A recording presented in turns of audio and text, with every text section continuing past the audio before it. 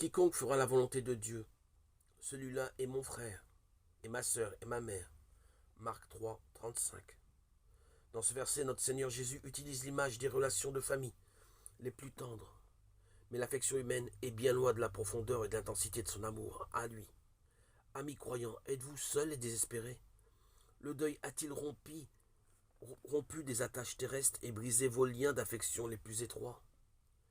La présence de notre Seigneur Jésus et sa communion peuvent compenser toutes les pertes et combler tous les vides.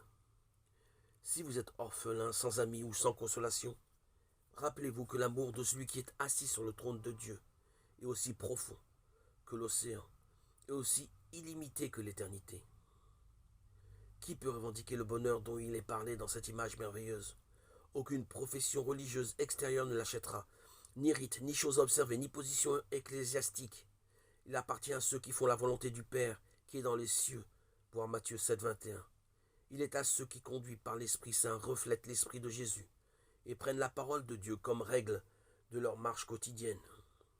Leur objectif est de devenir des chrétiens humbles, semblables à Christ et en relation avec le ciel. Ceux-là peuvent revendiquer cette merveilleuse promesse d'amour. Elle leur appartient.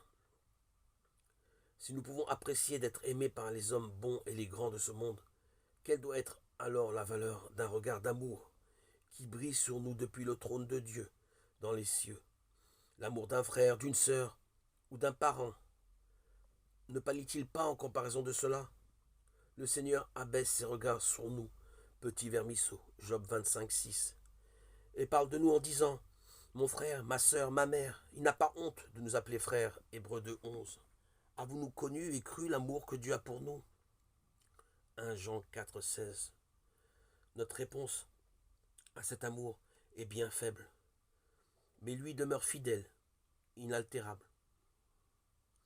Ô toi qui vis dans les hauts cieux, Dieu rempli de tendresse, sur tes enfants, en ces bas lieux, ton doux regard s'abaisse.